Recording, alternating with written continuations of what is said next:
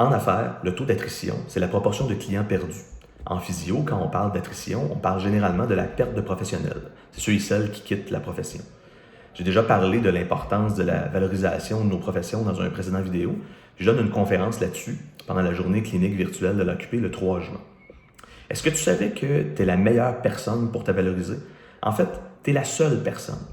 À l'âge adulte, se valoriser, c'est une responsabilité personnelle. Quand on parle du travail, pour augmenter la valeur de sa carrière, on a deux options.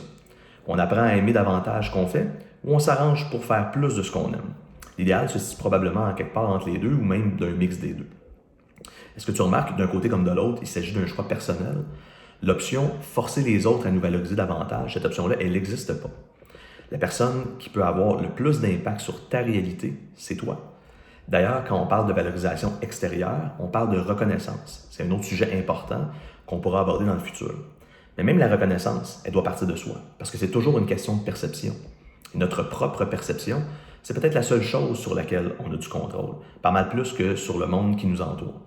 On va faire le test des 16 personnalités. J'ai mis le lien dans la publication. Garde précieusement tes résultats, on va en reparler. Alors, on se voit le 3 juin.